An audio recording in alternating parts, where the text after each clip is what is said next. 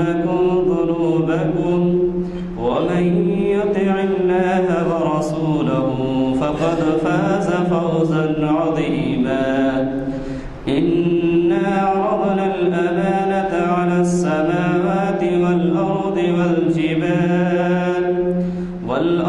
والجبال فأبين أن يحملنها وأشفقن منها وحملها الإنسان إنه كان ظلوما جهولا ليعذب الله المنافقين والمنافقات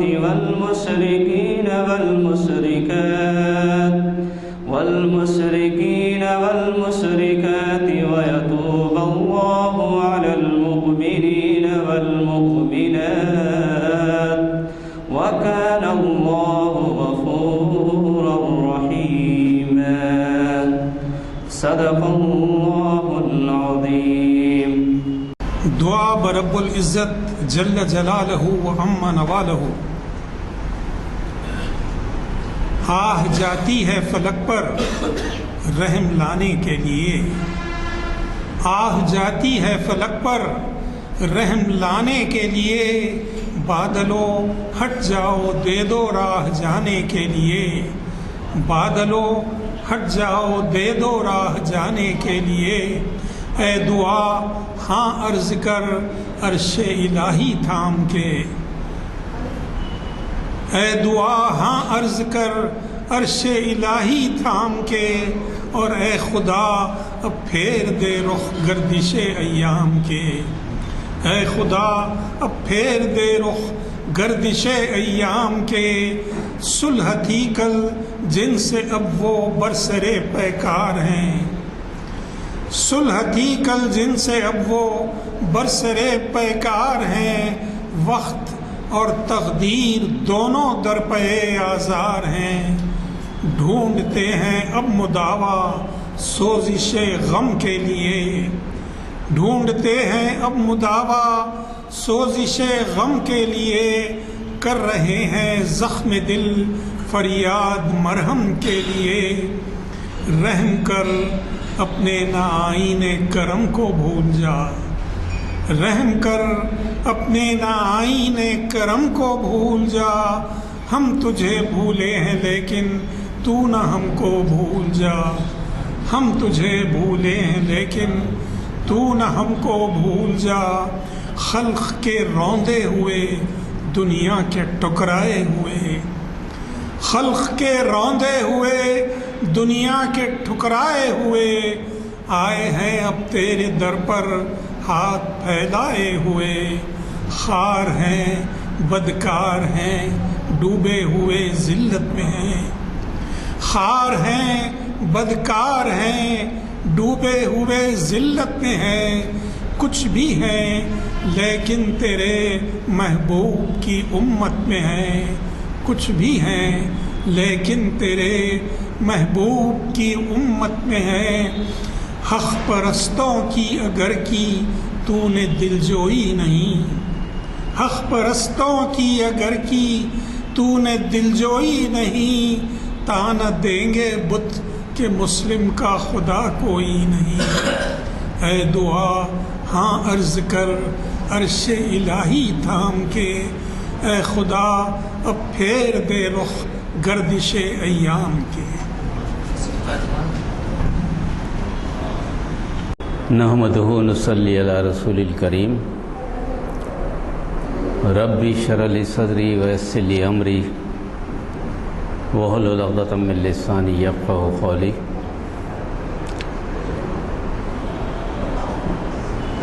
بزرگان اکرام اور سامعین حضرات، آج کا جو عنوان چننے کے لیے کہا گیا تھا تو میں نے مناسب سمجھا زمانے کے اعتبار سے. کیا موت کے بعد بھی زندگی ہے، اس پر بات کی جائے. اس کے مختلف پہلو ہیں. ایک تو آسمانی کتابوں کے پہلو،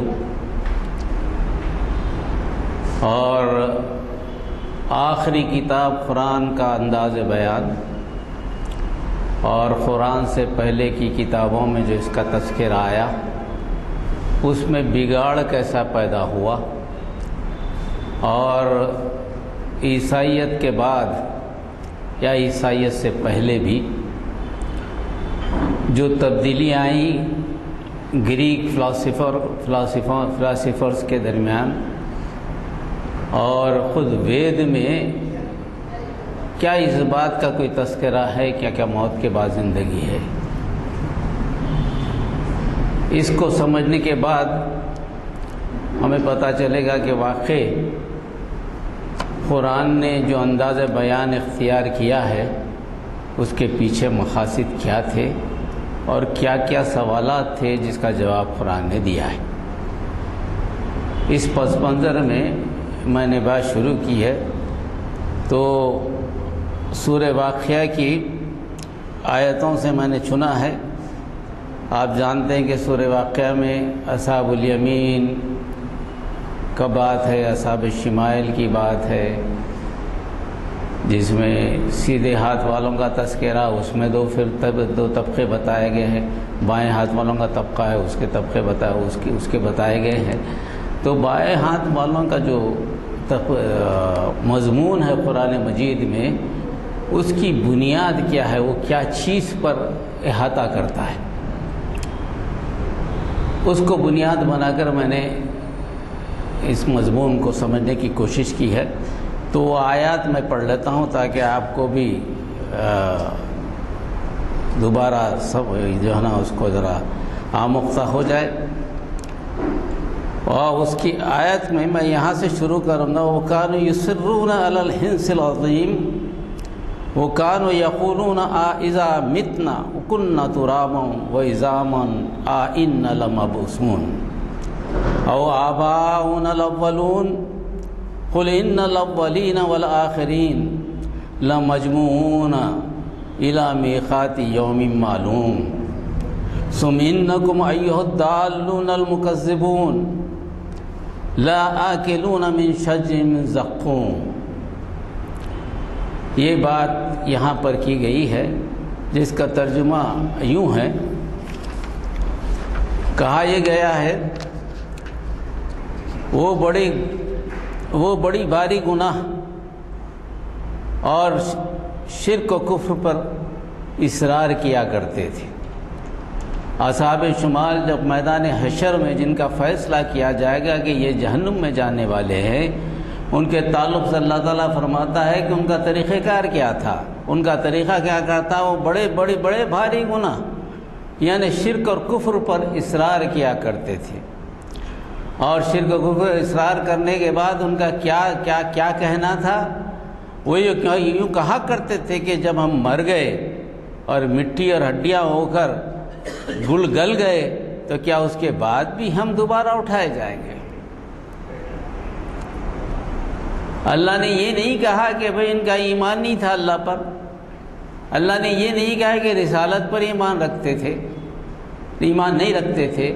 اللہ نے کوئی دوسرا سوال نہیں کیا، ان کا کہا کہ بھئی ان کا تو معاملہ یہ تھا، یہ ان کی جو بات تھی کہ ہم مر گئے، مٹی ہو گئے، ہڈی ہماری ختم ہو گئی، اس کے بعد بھی کیا یہ ہم کو پھر دوبارہ اٹھایا جائے گا، اس پہ یقین نہیں کرتے تھے۔ اور دوسرا سوال یہ کرتے تھے کہ کیا ہمارے اگلے باپ دادا بھی زندہ کیے جائیں گے؟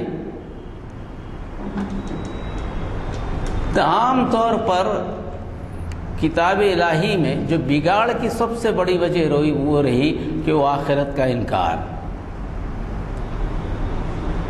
توحید، رسالت اور آخرت کا انکار، توحید اللہ کی ذات و صفات میں کسی کو شریک کرنا، رسالت رسول کو نہیں ماننا، یہ دونوں کی وجہ یہ تھی کہ ان کو سمجھ میں نہیں آتا تھا کہ مرنے کے بعد کے اٹھانے کی جو ذکر کیا جا رہا ہے رسولوں کی طرف سے، کیا یہ ممکن ہے؟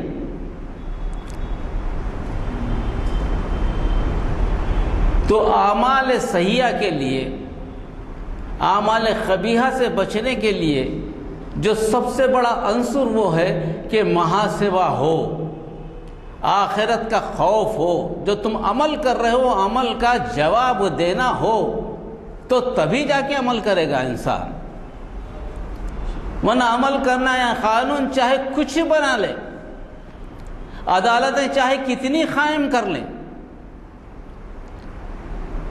مگر جب تک یہ خوف پیدا نہ ہو کہ پکڑے جاؤ گے، اور پکڑے بھی ایسے جاؤ گے کہ بچنے کے کوئی طریقے نہیں ہیں، دنیا میں تو بچ جاؤ گے مگر آخرت میں بچ نہیں سکو گے۔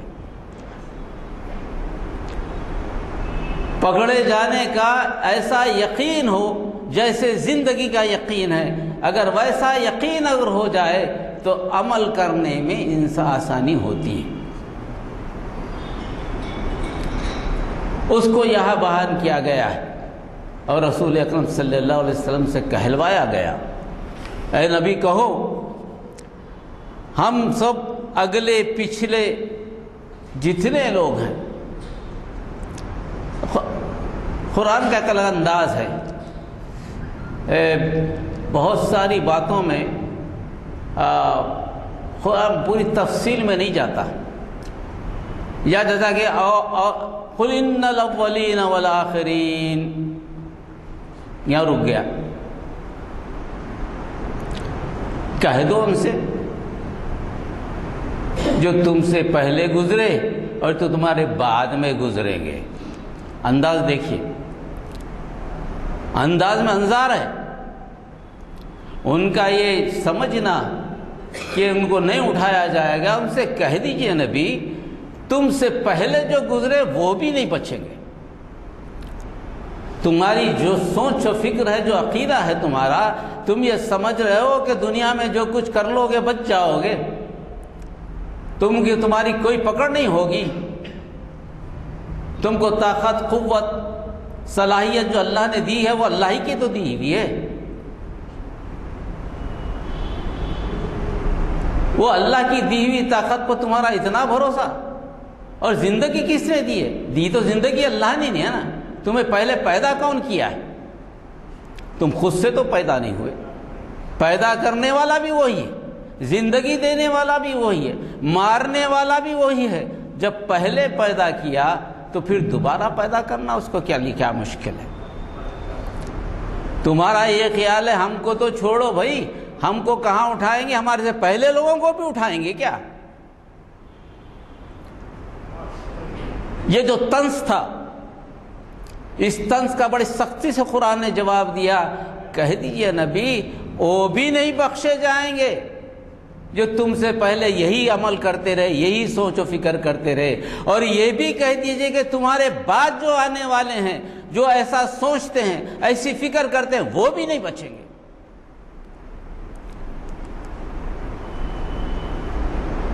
اس کے بعد جو لمجموعون کو الگ کر دیا اللہ تعالیٰ نے، لمجموعون کو بالکل الگ کر دیا، یہ سارے کے سارے پھنسنے والے، سارے کے سارے مرنے والے، سارے کے سارے حساب دینے والے۔ اس سختی سے بات کی گئی، زندگی کو مذاق مت سمجھو، زندگی اللہ کی دی ہوئی ہے، تم اپنی مرضی سے جی نہیں سکتے، اس اللہ کو پہچانو، اللہ کے احکام کو پہچانو۔ اس کے بعد کہا کہ اس کے بعد لمجموعون کب جمع کریں گے، سوال اٹھتا ہے کہ اللہ نے وعدہ کیا آج کب جمع کریں گے، تو تم اللہ سے سوال کرنے والے کون ہوتے ہو؟ کہا گیا انا مجموعون الی میقات یوم معلوم، ایک وقت ہے، ایک وقت تم کو جو مہلت دی گئی اس میں سمجھ جاؤ۔ اس میں انذار بھی ہے، بشارت بھی ہے، اس میں اللہ کا ڈرانا بھی ہے، اللہ کی محبت بھی ہے بندوں سے۔ نہیں کرو گے تو پھنسو گے، جتنی زندگی کی مہلت تمہیں دی گئی ہے وہ اللہ کی دی ہوئی ہے، کب تم مرو گے نہیں معلوم، کب وقت آئے گا نہیں معلوم، اس میں سنبھل جاؤ، اگر اس میں سنبھل جاؤ تو بچ جاؤ گے۔ اللہ ایسا نہیں ہے کہ حکم دے دے اور فوری پکڑ لے، ایسا نہیں، تمہیں جو موقع دیا ہے اس کے بعد پکڑے گا۔ یہ بات کی گئی۔ اس کے بعد جو لازمی بات ہے کہ جزا و سزا کا معاملہ ہے تو سزا کا بھی تذکرہ کیا جاتا ہے، اور کہا گیا کہ یہی لوگ گمراہ ہیں اور جھٹلانے والے ہیں۔ گمراہ مطلب کہ راہ جب بتا دی گئی ہے زندگی کا کوئی منظر ایسا نہیں ہے کہ جس میں اللہ کی پہچان نہ ہو۔ انسانی زندگی میں پیدائش سے لے کر موت تک کئی ایسے لمحے آتے ہیں جہاں پر آدمی بے بس ہو جاتا ہے، ہر لمحے میں بے بس، اللہ کی ضرورت کو محسوس کرتا ہے،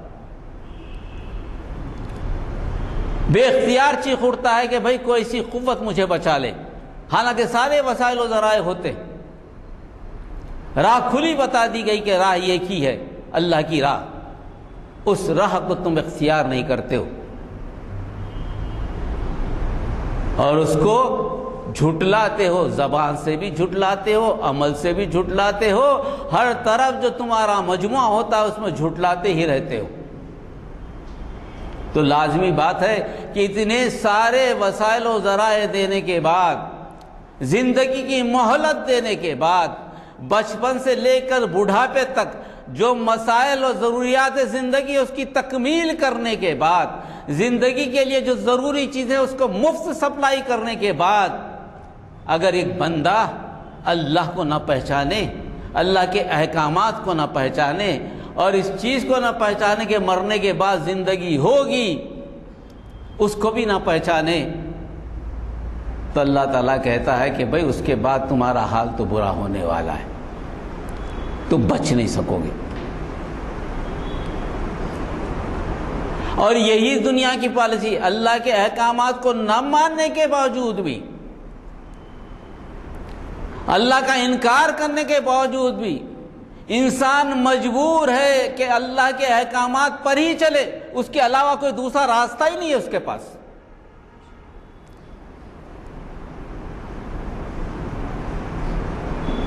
اس کے پاس کوئی دوسرا راستہ ہی نہیں۔ انسان شر و خیر سے پیدا کیا گیا ہے۔ انسانی سماج میں اچھے لوگ بھی ہیں، برے لوگ بھی ہیں،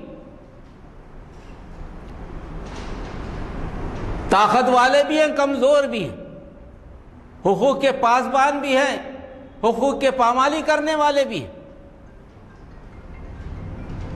سارے انسان جمع ہو کر کوشش کیا کرتے ہیں کہ ہمارے درمیان کا جو سماج ہے اس میں امن تو قائم رہے، بد امنی نہ ہو، ہمارے درمیان نہ ہو۔ اس کے لیے قانون بنتا ہے، اس کے لیے عدالت قائم ہوتی ہے۔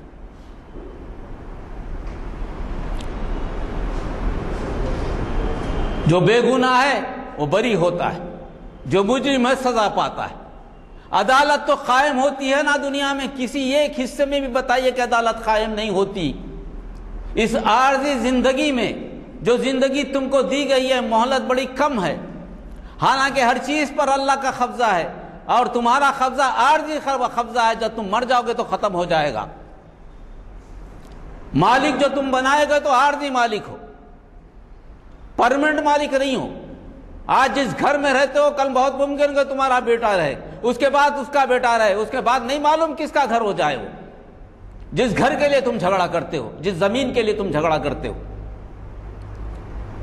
جو عارضی طور پر تمہارے پاس ہے، اس کے فیصلے کے لیے تو تم عدالت قائم کرتے ہو۔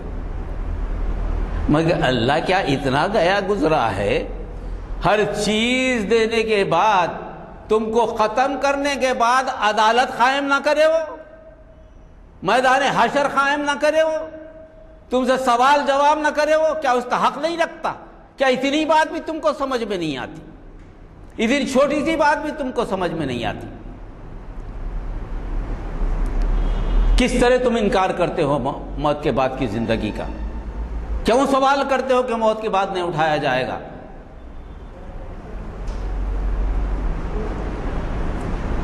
یہ کیا ہے؟ اسٹینڈ ہے آسمانی کتابوں کا۔ میں یہ سمجھتا ہوں اپنے کم علمی کی بنیاد پر، دنیا میں سوائے اسلام کے کوئی دوسرا مذہب نہیں آیا۔ جتنے مذاہب ہیں، جتنے فلسفے ہیں، اسلام کی بگڑی ہوئی شکلیں۔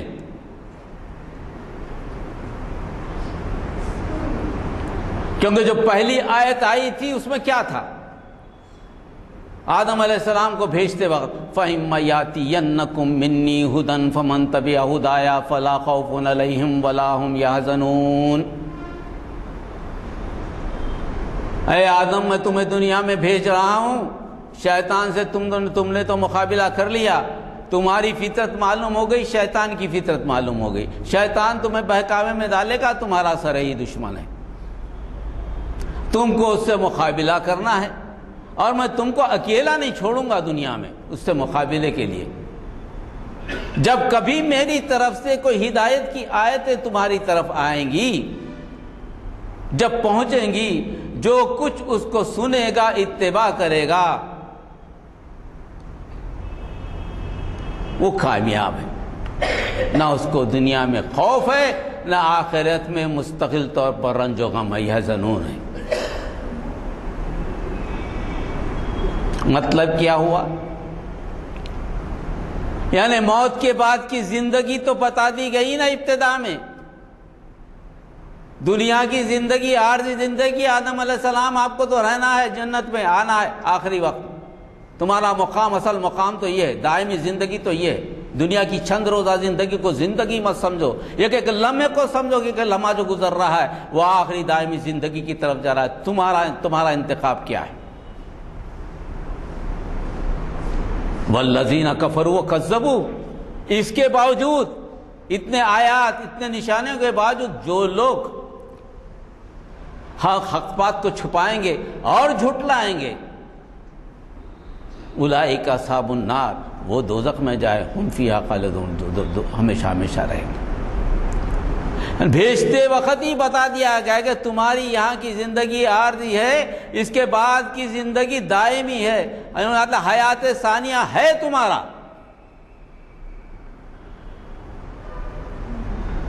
اسی کو بتا دیا گیا۔ اب ویدک دھرم کو آپ لیں، ویدک کے ابتدائی دور میں، ویدک کا جو ابتدائی دور ہے، اس دور میں، ویدک کے ابتدائی دور میں بار بار بتا دیا گیا اعمال کی بنیاد پر فیصلے ہوں گے، سورگ میں جائے گا کوئی آدمی تو نرگ میں جائے گا،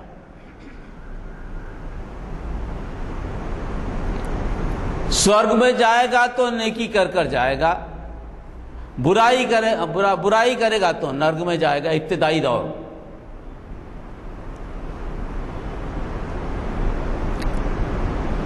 اس کے بعد ادوار میں کہاں گڑبڑ شروع ہوئی؟ وید میں گڑبڑ یہاں سے شروع ہوئی کہ جب ابتدائی وقت میں تو جو لوگ ہوتے ہیں وہ تو عمل کر لیتے ہیں، جب بعد کے لوگ اپنی عقل استعمال کرتے ہیں اور سوچتے ہیں کہ بھائی اس کا مطلب کیا ہے، تو وہاں جو ہے اپنی عقل جب استعمال کرتے ہیں اللہ کے احکامات پر، وہاں گڑبڑ شروع ہوتی ہے۔ نیکی کا معیار وہاں بھی بتا دیا گیا تھا کہ نیکی یہ ہے، مگر انہوں نے کہا کہ نیکی کا معیار، بدی کا معیار الگ ہوتا ہے، چوری کرے تو الگ جرم، قتل کرے تو ایک الگ مسئلہ ہے، گناہوں کے بھی طریقے الگ ہیں، برائیوں کے، اچھائی بھی کسی ایک آدمی کو فائدہ پہنچا دے، 100 آدمی کو فائدہ پہنچا دے، وہ الگ بات ہے۔ تو بس جنت میں جانے کا کیا ہے؟ جنت میں بھی کوئی ہے کیا درجے؟ جنت بتا دی گئی ہے۔ انہوں نے اس کو کہا کہ بھئی یہ معیار پہ بیٹھنا ذرا مشکل ہے ہر آدمی کا۔ پہلے بات یہ ڈسکشن ہوئے، اس ڈسکشن کے بعد دوسری جو نسل آئی انہوں نے کہا کہ بھئی یہ بات تو صحیح ہے، معیار تو کرنا مشکل ہے، مگر کیا ہے کہ اللہ جو بھگوان ہے، بھگوان تو بندے کو بہت چاہتا ہے، نرک سے تو ڈرایا ہوگا، نرک کو کیوں بھیجے گا؟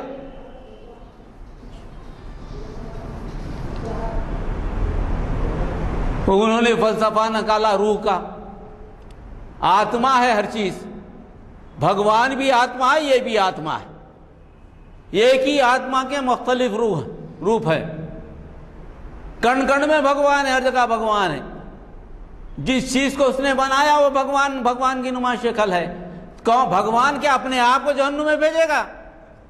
کیوں بھیجے گا؟ نہیں بھیجے گا.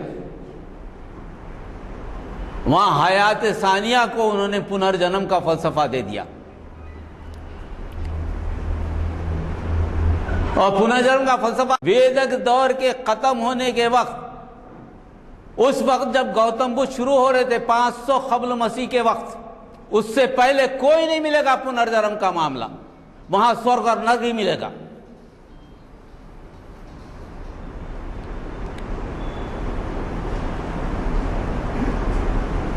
تو یہ تو ابھی ریسنٹلی آئی چیز ہے.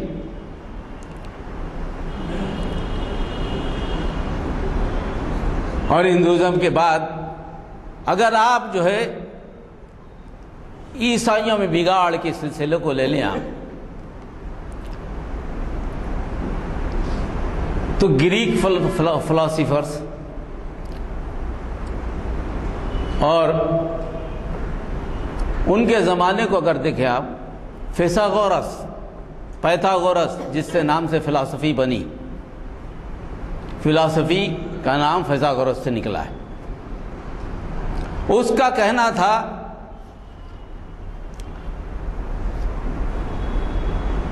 ری انکارنیشن ہوتا ہے.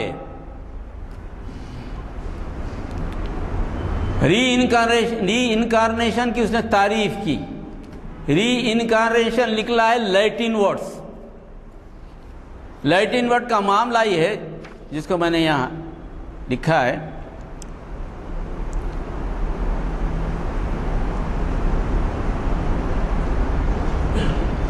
اس کا مطلب یہ ہے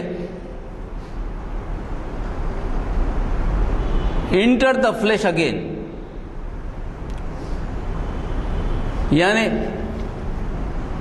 آپ کا پہلے فلیش سے نکل گئے، جسم سے نکل گئے، پھر اس کے بعد جسم میں داخل ہو رہے ہیں.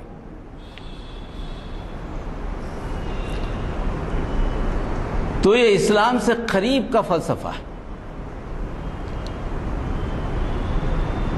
یعنی پہلے آپ فلیش تھے، فلیش ختم ہو گیا، آپ کا جسم ختم ہو گیا، جسم تباہ ہو گیا. جیسا کہ یہاں کہا گیا مر جائیں گے، کھپ جائیں گے، ہڈی ہو جائیں گے، تو پھر دوبارہ اٹھیں گے کیا؟ فیثاغورس بول رہا ہے کہ نہیں، اٹھیں گے. آپ کا فلیش ختم ہو جائے گا تو بھی جسم آئے گا، جسم ملے گا آپ کو. یہ فیثاغورس نے کہا. اس کے بعد گریک میں اس کا ترجمہ کریں، دیکھیں آپ، تو اس میں جو ہے نا ورڈ الگ ہے، مگر اس کے معنی میں سمجھاتا ہوں. یعنی روح کو بدلنے کی چیز، روح بدلتی ہے. روح ایک جسم سے دوسرے جسم میں جاتی ہے. یہاں بھی تصور ہے کہ بے موت کے بعد کی زندگی ہے، اس سے انکار نہیں کیا جا سکتا. اور اگر آپ آگے بڑھیں اس میں، تو ایک اب موت کے بعد کا جسم کیسا ہوگا، اس کی تفسیر فیثاغورس نے دی ہے. زندگی میں روح، ذہن اور ہوش عقل جو دوبارہ پیدا ہوگا، یعنی اس کو جسم بھی ہوگا، اس میں روح بھی ہوگی، اس میں ہوش بھی ہوگا، عقل بھی ہوگا، عقل بھی ہوگی. یہ بات عیسیٰ علیہ السلام سے آنے سے پہلے چل رہی ہے. یعنی موت کے بعد کی زندگی پر اختلاف نہیں ہے. کسی جگہ بھی موت کے بعد زندگی اختلاف نہیں ہے. زندگی کی شکلیں کیا ہوں گی اس پہ اختلاف ہے.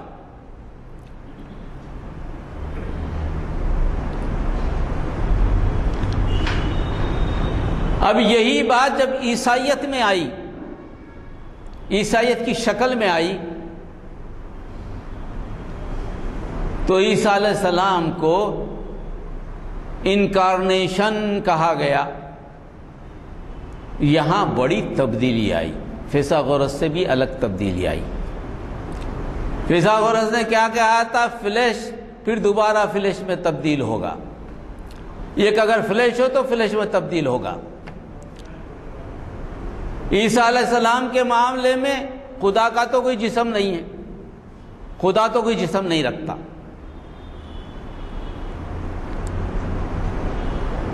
عیسیٰ علیہ السلام خدا کے جسم میں آئے،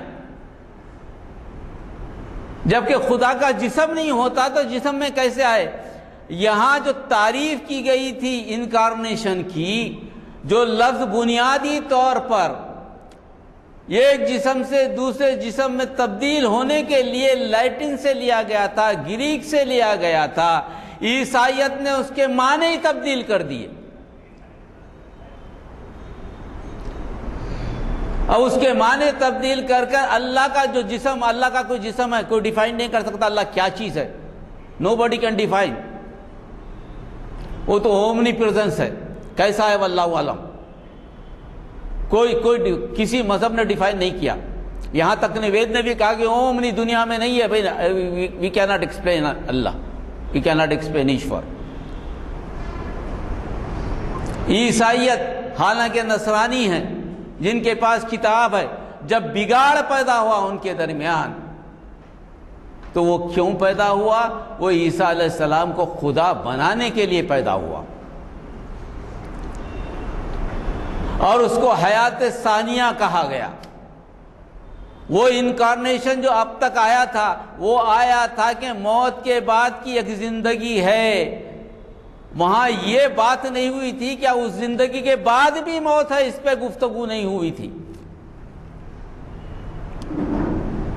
یہ بڑا اہم فرق ہے. موت کے بعد کی زندگی ہو، اس کے بعد زندگی کے بعد کیا پھر موت ہے، اس کا تذکرہ نہیں ہوا تھا. ویدک دھرم میں اس کا تذکرہ ہو کہ موت کے بعد کی زندگی چلتے رہی، موکش آ گیا، مکتی آ گئی. اس میں گوتم بدھ میں نروانا آ گیا. زندگی یہاں تک کہ آخر میں جا کے بھگوان میں مل جائے گا، یعنی دائمی بن جائے گا. قرآن سے الگ نہیں ہے، قرآن سے بات الگ نہیں ہے. مگر چونکہ انبیاء کی جو کتابیں تھیں ان میں بگاڑ پیدا ہو گیا تھا، مکتی کو انہوں نے اس طرح سے بیان کیا موت کی بعد کی زندگی کو. ہمارے پاس بھی دائمی زندگی ہے. موت کے بعد کی زندگی کو جزا و سزا جو کچھ ملے گی، جہنت میں دائمی زندگی ہے، ویسی جنت میں بھی دائمی زندگی ہے. موت کہاں ہے اس کے بعد؟ عیسیٰ علیہ السلام کے زمانے میں اور بگاڑ کی کیفیت بڑی وہ ہے کہ اللہ کو جسم دے کر اللہ کی جسم کی شکل میں پیدا کیا گیا.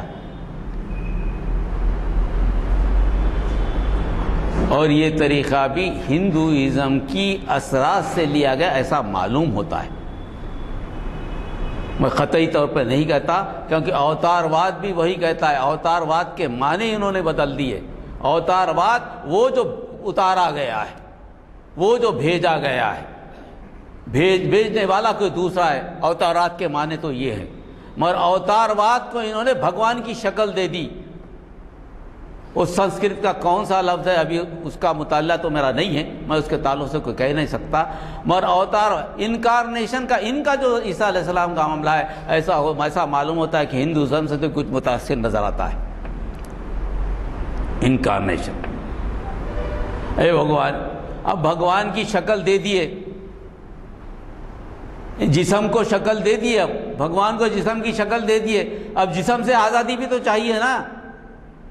کیسا دیں گے آزادی؟ بھگوان خدا کو ہمیشہ جسم میں تو رکھ نہیں سکتے، کیا کریں گے؟ اس کے لیے فلسفہ گھڑا گیا. عقید ٹرینٹی آیا، عقید تثلیث آیا، عقید مصلوبیت آیا، ریسرپشن آیا، حیات ثانیہ. اس کے بعد عقید کفارہ آ گیا. عقید حیات ثانیہ، مر کر دوبارہ زندہ، 3 دن کے بعد دوبارہ زندہ ہوئے، حیات ثانیہ کہا اس نے. یہ پوری ہسٹری جو ہے موت کے بعد کی زندگی کا کہ نیا چیپٹر ہے حیات ثانیہ. 3 دن کے بعد زندہ ہوئے تو حیات ثانیہ، ریسرکشن، ری انکارنیشن. اور اس کا کوئی ثبوت بائبل میں نہیں ہے.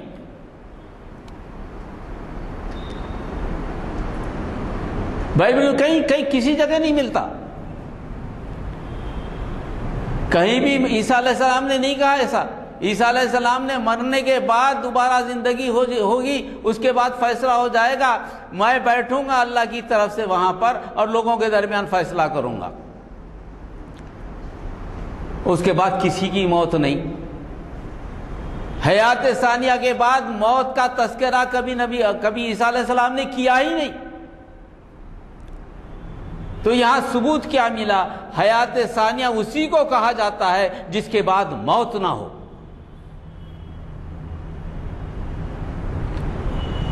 زندگی میں حیات ثانیہ ایک ہی مرتبہ ہوتا ہے. اگر یہ حیات ثانیہ کی تعریف ہے تو اسلام آگے بڑھ کر اس کو ایکسپٹ کرنے کو تیار ہے. ایک ہی مرتبہ سب کو اٹھایا جائے گا، اس کے بعد زندگی فیصلہ ہوگا. اور جو پہلے کہا گیا ہے، جو گریک ورڈ نکلا ہے کب 570 اور 475 قبل مسیح میں ری انکارنیشن کا ورڈ ایجاد ہوا، اس سے پہلے ورڈ نہیں تھا. اس سے پہلے یہ ورڈ ہی نہیں تھا. جب آسمانی کتابوں نے ابتدائی سے اس بات کو کہا ہے کہ ری انکارنیشن ہوگا.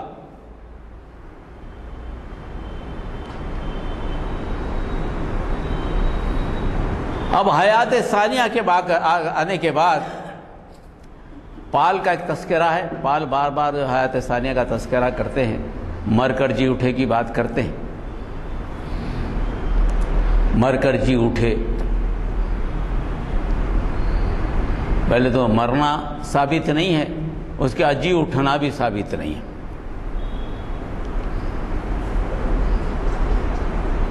موت کے بعد کی زندگی ہے، اس پر آج بھی عیسائیت کو یقین ہے، یہودیت کو یقین ہے. وید کے جو پہلے دھرم کے لوگ ہیں، پہلے پیڑھی کے لوگ ہیں، ان کو یقین ہے. گریک فلاسفرز، ان کو یقین ہے.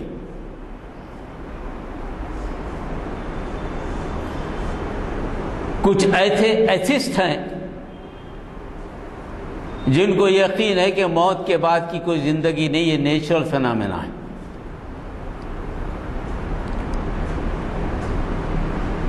جن کی تعداد، جن کا شمار بڑھتا جا رہا ہے، اور وہ سوال اٹھا رہے ہیں کہ اسلام ایک ایسا مذہب ہے جو ایسی بات کرتا ہے جس کا کوئی تعلق ہی نہیں کسی چیز سے.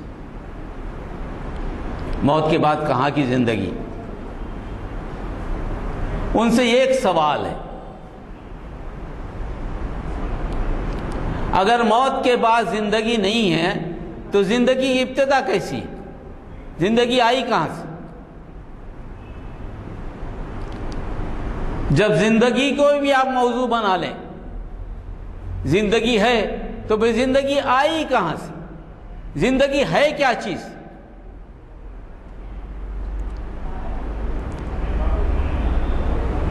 کیا زندگی یہ جسم ہے جس میں ہم بیٹھے ہیں؟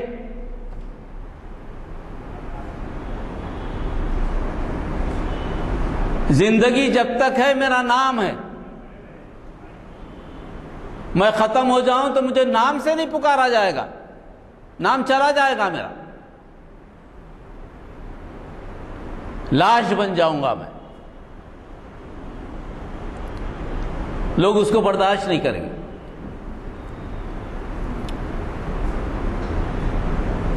زندگی ہے کیا چیز؟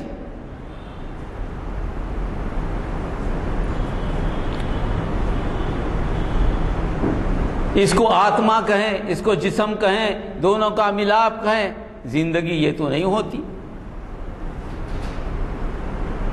زندگی قرآن نے کہا کہ مہلت ہے تمہارے لیے، جو مہلت تمہارے لیے مقرر کی گئی ہے اللہ کی طرف سے، اس کی بات. اور اسی کو جیسے کہ پرانے مذاہب جو ہے دوبارہ زندگی کی مثال جو ہے ہمیشہ زرعی معاشرے سے دیتے ہیں. ایگریکلچر جو سوسائٹی تھی، وہ ایگریکلچر سوسائٹی سے مثال دیتے ہوئے وہ کہتے ہیں کہ جیسے کہ جسم میں زمین پر بیج ڈالا جائے تو بیج جو ہے نا دوبارہ ایک موسم میں آتا ہے، پھر زمین میں بیج ڈالا تو دوبارہ پھر آتا ہے. اس طرح موسم ب موسم ہم کو غذا ملتے رہتی ہے، وہی بیج جو ہے نا شکل میں آتا ہے. اگر چاول ہونا ہے تو چاول ڈالتے ہیں، چاول آتا ہے. دال ڈالنا ہے، دال ڈالتا ہے. اسی طرح نا جتنے بھی چیزیں پیدا ہوتے ہیں تو ان کا یہ کہنا ہے کہ انسان بھی چونکہ مٹی سے بنا ہے پھر دوبارہ زندگی مل جائے گی.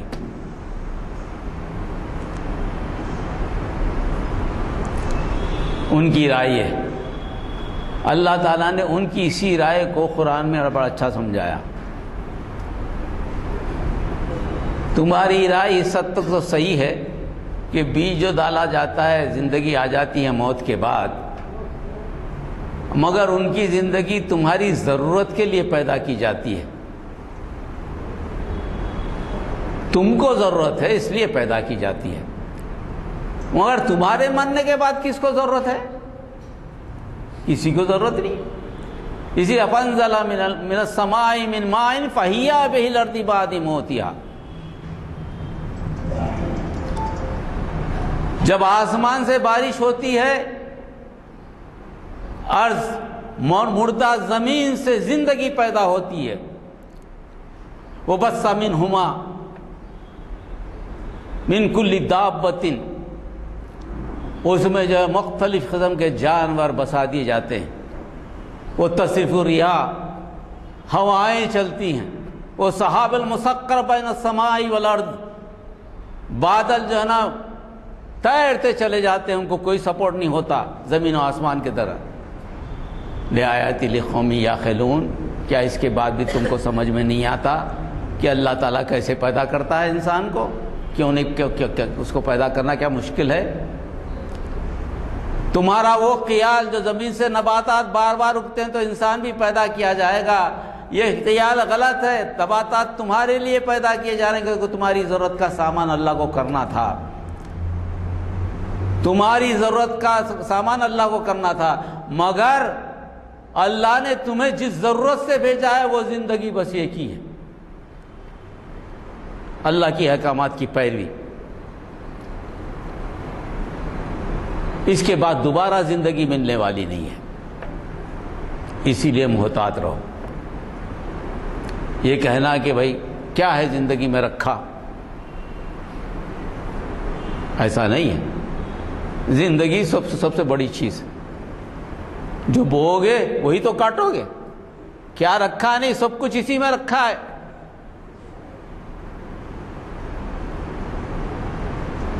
تو یہ جو سوال ہے آج کل ویسٹرن، کیا موت کے بعد زندگی ہے؟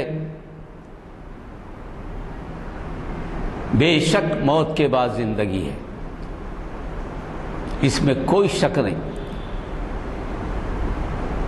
ہسٹوریکل بیک گراؤنڈ سے، سائنٹیفک بیک گراؤنڈ سے، ریلیجیس بیک گراؤنڈ سے، اور کوئی بھی علمی عناصر کے اعتبار سے لیجئے، آپ کو پتہ چلے گا کہ موت کے بعد زندگی ہے.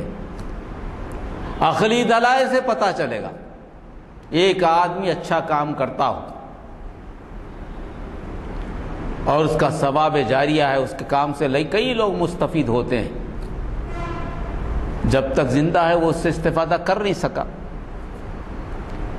موت ہو گئی اس کی. پھر اس کا فائدہ کس کو ہو؟ اس کو ہو نہ ہو، معمولی ذہن سوال کرے گا کیا فائدہ کس کو ہونا چاہیے؟ ہونا چاہیے نہیں ہے. کسی نے جھاڑ لگا دیا، پھل آ گئے، کھانے والے تو بہت ہیں، مگر لگانے والا تو ایک دوسرا تھا نا. اس کو کیا ثواب ملا؟ بس اس کا کام یہ تھا کہ جھاڑ لگا دے اور چلا جائے. کیا انصاف ہے؟ یہ عدل ہے؟ کیا خدا ایسا ہے؟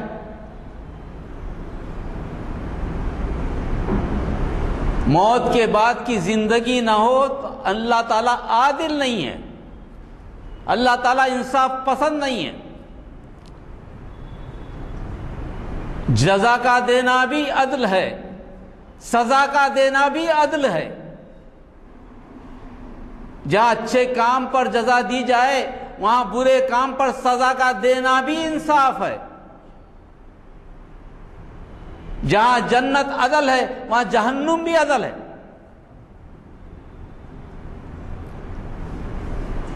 لاکھوں میں آدمیوں کو تباہ کر دیا جائے بمباری کر کے، کروڑوں میں لوگ مر جائیں، اس کے بدلے میں صرف اس کی ایک جان، کیا مذہب برابر ہے انصاف اللہ کا؟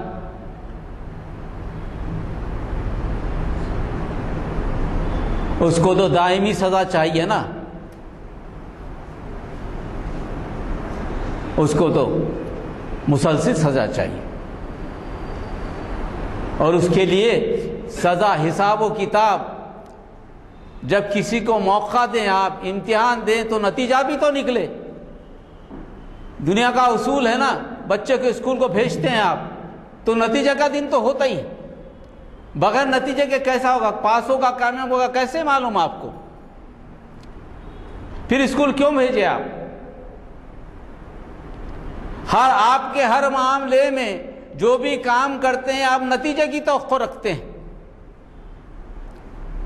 کیونکہ اللہ نے آپ کو فطرت ایسی دی ہے، اور ہونا بھی یہی چاہیے۔ مگر آپ یہ کیوں سمجھتے ہیں کہ اللہ نے آپ کو بھیجا ہے، آپ کو سارے سہولتیں دی ہیں، دیکھنے کو آنکھ دی ہے، سننے کو کان دی ہے، زبان دی ہے، جسم دیا ہے، عقل دی ہے، سوچ و سمجھ دی ہے، وسائل و ذرائع دیے ہیں، حق دیا ہے، کون سی چیز ہے جو آپ کو نہیں ملی ہے؟ رشتوں کی بنیاد پہ محبت ملی ہے، تعلقات کی بنیاد پر آپ ایک دوسرے سے معاملات کرتے ہیں، یہ ساری چیزیں تو آپ کرتے ہیں، پھر اس کے بعد حساب کتاب نہ ہو۔ حساب کتاب کب ہوتا ہے؟ جبکہ مہلت ختم ہو جائے۔ امتحان کب ہوتا ہے؟ فائنل ایگزام ہو تو نصاب ختم ہوتا ہے نا۔ شریک تو آپ جون میں کراتے ہیں، مارچ میں آپ کا امتحان ہوتا ہے، جون میں تو امتحان نہیں ہوتا۔ جون اور مارچ کے درمیان بچہ بیمار بھی ہوتا ہے، بچہ اسکول کو جاتا بھی نہیں، کچھ کمزوریاں بھی ہوتی ہیں، مگر امتحان میں تو اس کو بیٹھنا پڑتا ہی پڑتا ہے۔ جب جا کے پتہ چلتا ہے کہ آیا وہ کامیاب ہوا یا نہیں ہوا۔